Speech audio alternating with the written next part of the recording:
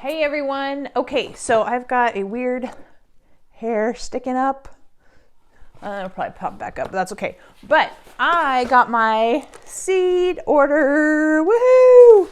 So I wanted to show you not only what I got in my seed order, but how I did my planning for what I ordered. So I only have a quick minute. I have some bread rising, so I'm gonna do this as fast as I can. But I wanted to show you how I planned what I ordered. Last year was the first year that I had a beautiful garden. I thought it worked out. It was a beautiful garden. We were able to do some preserving out of it. And so I would call it a success. So this year, now last year I ordered some seeds and it was, I don't know, February-ish, and there was a lot of seeds that were out. So I didn't have a real plan. I just kind of went onto their website and said, oh, I'll have this. Oh, they're out. I want this. Oh, they're out. Oh, I want this. So I just kind of settled for different varieties that I didn't necessarily want, or not that I didn't want it. It just wasn't ideal, I guess. But anyways, we did get some seeds. We bought some locally and it was fine. And, but this year I had a plan. I ordered early and I'm excited to show you what we got. So without further ado, let me show you how I do my planning. I'm going to start first by showing you my canning binder. So this is a binder that I started back in, hold please, 2013 with what I canned. So in 2013, I did applesauce that I got from a neighbor. I got 20 pounds, or let's see here. I got some from a neighbor and I got 24 quarts. And the year after that, I did applesauce again and I did some sun-dried tomatoes. So I dehydrated them, packed them in oil with some herbs, and had sun-dried tomatoes, which I haven't done that since, and I'm not sure why. I need to do that again. But then, as you can see, from there, each year, we've gotten more and more and more up until this last year, where I have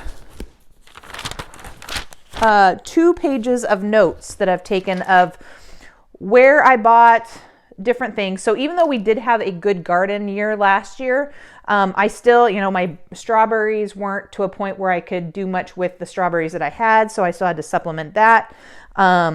We don't have apricot trees. We did plant 5 trees last year that obviously will not be producing fruit this year yet.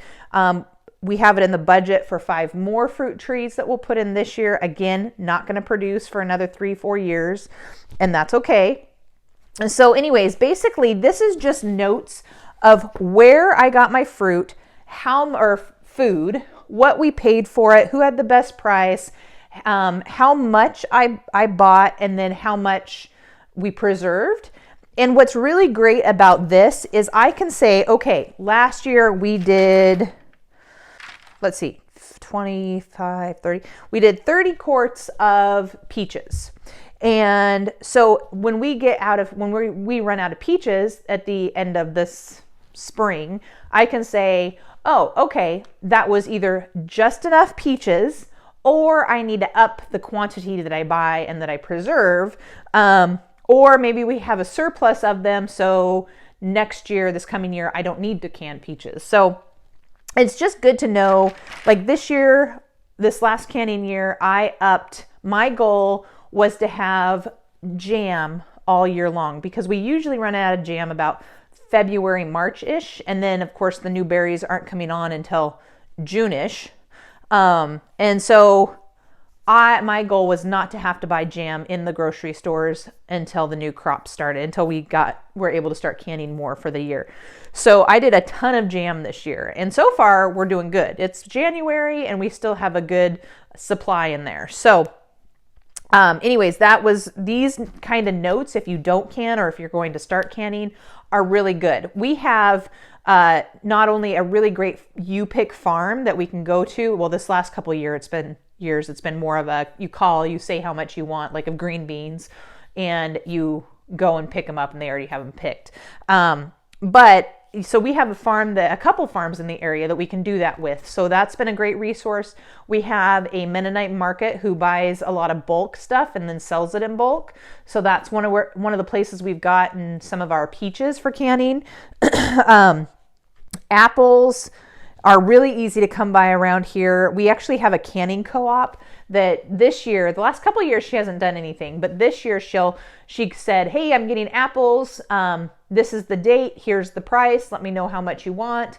And then they go pick it up. You pay for your amount. You pitch in some gas. They go pick it up, come back, and you go to their house and pick it up from them. And so that was one of the places we got apples this year. In years past, we've gotten them from neighbors, friends, that kind of thing. So anyways, if you're going to be canning and want to be kind of serious about what you're preserving and how much you're preserving, this is a way to do it, because then it gives you a good gauge of, gosh, prices have, and I'm curious to see what's going to happen this year, how much prices have changed and how much it's gone up with inflation. But, it's really good to just kind of keep your head wrapped around that, so you know costs, because then you might find that it's going to be better to invest in planting your own fruit trees. We'll see. Obviously, again, we have several years before ours start producing, but we're on our way. But then also it's a good gauge for how much you need from year to year if you're needing to produce more or store more or whatever. But anyways, so that's my canning notebook. My allergies have been crazy today. I am now in the process of changing this over to this, which is kind of an all-inclusive homesteading binder, I guess, if you will, because I have tabs in here for gardening, canning, food storage, pressure canning, and our favorite recipes that I use for canning. So pressure canning is something I just learned last year. So this was my first full year of pressure canning. So I just keep notes in here so that I can refer back to them for processing times, that kind of thing. I've done it enough now. I know the method of it and the rule, how it's all set up, and I'm very comfortable with that now. But I do still have to refer back to it on the actual processing times. So it's just good to have that. I will be transferring all those notes back into this though, because I think that's just such good information to have from year to year. And but the tab that I'm going to focus on today is my gardening tab. So just really quickly, I am all about function over fashion in most things in life. And as you can see, this is my little planner. So what I did, because again, last year we had, I was able to produce quite a bit of food from the garden. One of the things that we got a ton of was cucumbers, and we made a ton of, we ate them fresh. We made tons of pickles. I probably will not need to do pickles next year, but we like pickles. We go through a lot of pickles. My kids snack on them, so it's not that big of a deal. I'm gonna sneeze. Maybe not. Okay.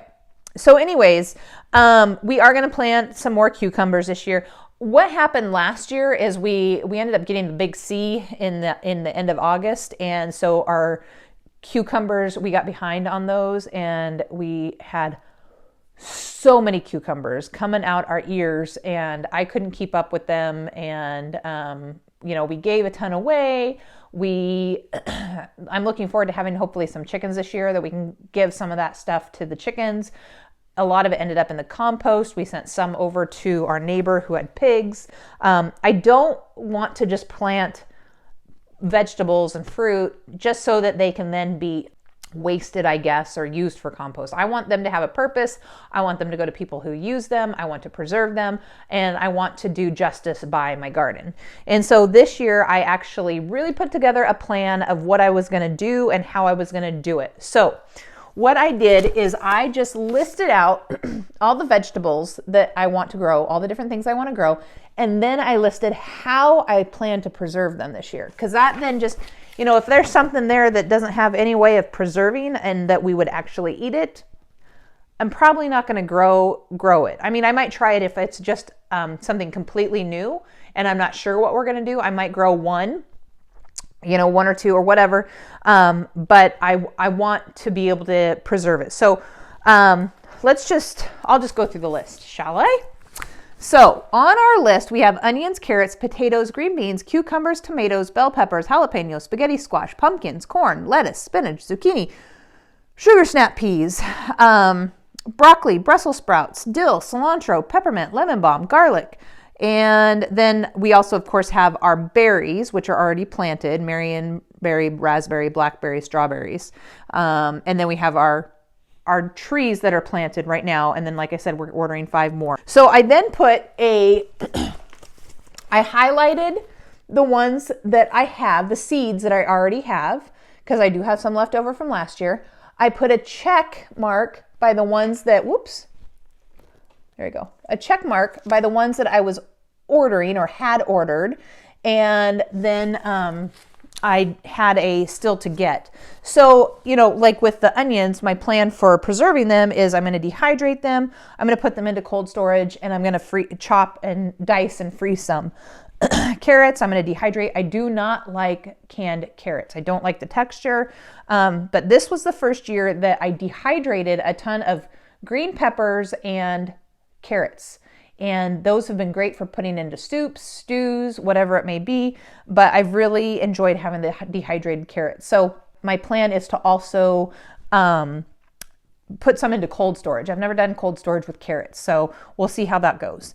Potatoes, I will cold store and I will can. Green beans, I will freeze and I will can. So anyways, the jalapenos this year, I'm going to try making cowboy candy. I've never grown jalapenos before because I just don't know how we would use them, because my husband likes them and we eat them, but not enough to grow a ton of them. Let's see what else. Corn. My daughter loves corn. So, I don't like canned corn. That's one of the things I don't like. So we'll have a ton of corn for just eating corn on the cob fresh. And then I will cut it off the cob and freeze it.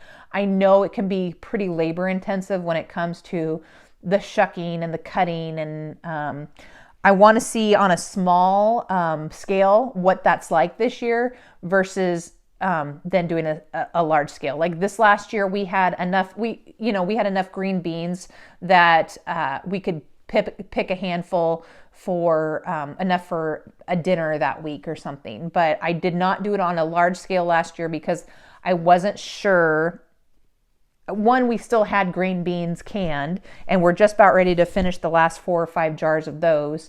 And I don't love canned green beans. They're okay. I don't mind putting them into casseroles and stuff like that, but I don't like just cooking them and eating them. I would rather have them frozen that then I can saute with bacon and onions and that kind of thing. So because last year we had that little bit of green beans, I feel like I have a handle on it. And this year I can expand that into a bigger production of it and be able to preserve it well. So we'll do some more canning. We'll can a few jars because they are good to have on hand, but the majority of them we will probably freeze. So anyways, corn this year is going to be the small scale for that, just to kind of see how the processing goes, as well as enjoying what we produce. So we do lots of salads. So we'll have lots of fresh lettuce and spinach, zucchini. I always only ever do 1 plant because that is plenty for making whatever zucchini we use that summer, as well as shredding and putting in the freezer for the winter. So anyway, so that's how I did my planning this year and how I made my seed order. So now let's real quick just go through the seeds that I got. Let's see here. They are in no particular order. Now I did order from Territorial Seed Company this year, and it's who I ordered from last year. So I did order early and I got all the varieties that I wanted, where last year I was kind of struggling with that, but I did get all that I wanted.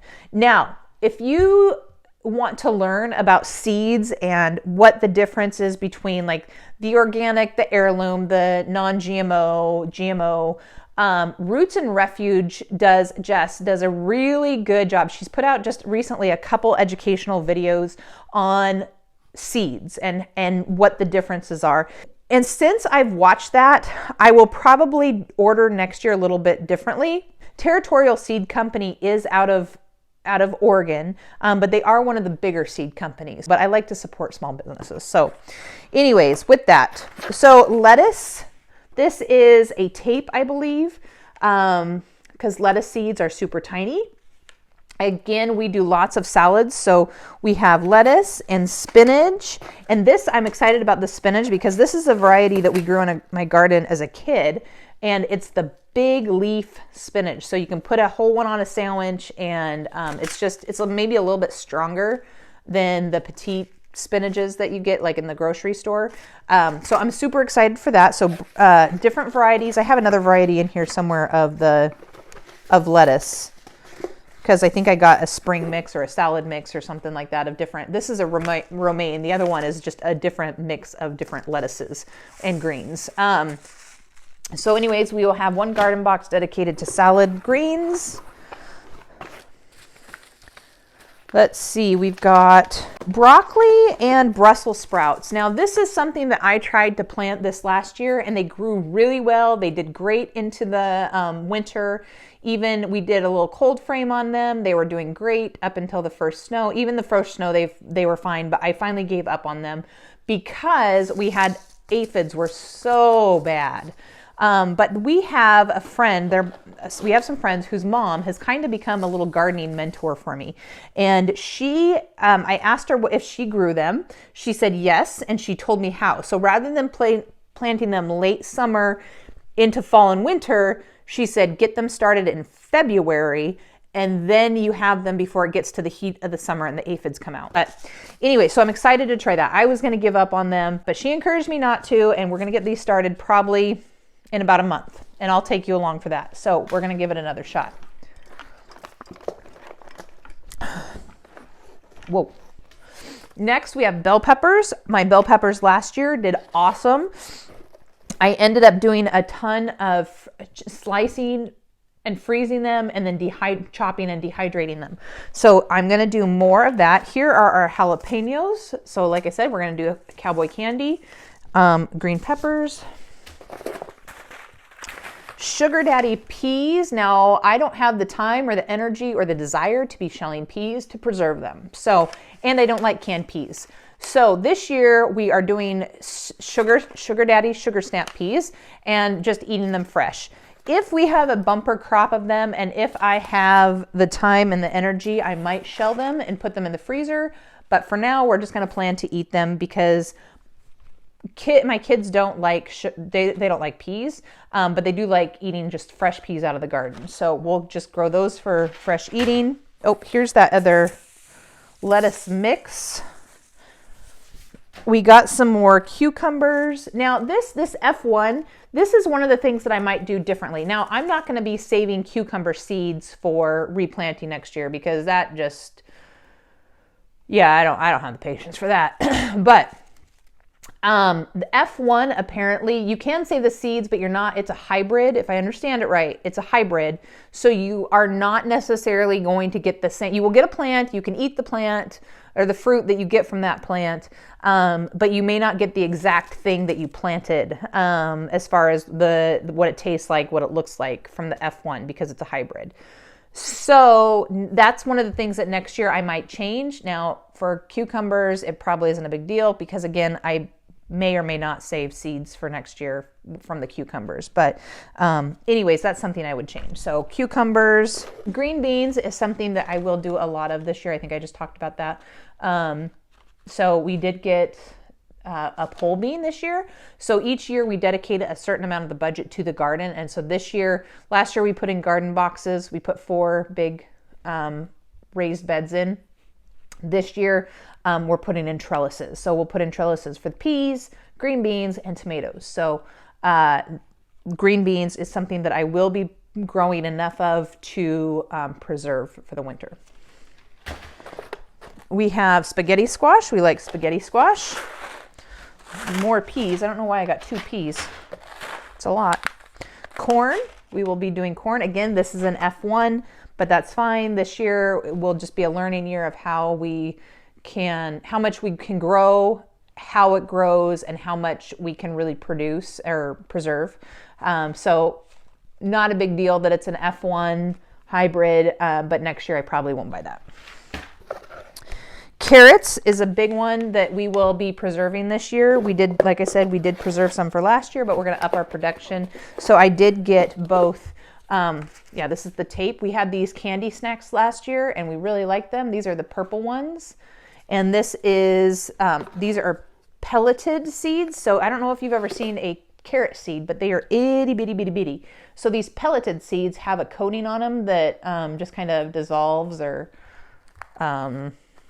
I don't know what it is, but anyways, it's easier to plant them in the correct place with the correct separation, spacing. So carrots, fern leaf, which is dill. We'll be growing more dill. My herbs didn't do great last year, but we're going to try a couple things differently for this year and see how it goes. Along with that, we have lemon balm. And then the one of my goals for this year in the garden was to plant flowers. So last year we had a couple pots that had just some really pretty flowers in them that they did really well actually, but I want more. I want more color, more of a pollinating flower, a bee mix for pollinating. So this year I am planting zinnias. I've never planted zinnias, so I'm very excited about that. And then we just did get a bee feeder mix. So we last year had a beekeeper that put about, I think he had like 40 or 50 hives in our back pasture, which worked out great because then he paid us in honey. He needed somewhere to put, so he sends his bees to California to the almond fields in the wintertime. But in the summer, he needs somewhere to put them, just to store them. And so he finds different people around the area and puts his bees on those property, and then he pays you in honey, which, one day I would love to have bees of my own, but this is a great option because I still get honey off my own property and I don't have to worry about wintering them. I don't have to worry about anything. We have a creek that goes through our property. They water on that. They pollinate my garden. So I'm really hopeful that he wants to bring them back to our property this next summer also. But anyways, that's probably one reason why my garden did really well this year. I wonder if that's it. But anyways, so we're going to put in some flower beds. Very excited about that. But overall, these are our seeds. Super excited to have them in. Super excited to get them started. And we still have some time, but I am very excited to get them started and get them going. So I will take you along when that happens. But if you have any questions about the varieties that I got, how we do our garden, how I plan, if you have any questions about that or about the canning notebook that I showed you, feel free to leave it in the notes. Also, go ahead and subscribe. And if you want to see more content like this, give me a thumbs up so I know that this kind of gardening stuff is stuff that you're interested in. If there's certain things that you want to see along the way, I will show you. But thanks for watching. Have a great day.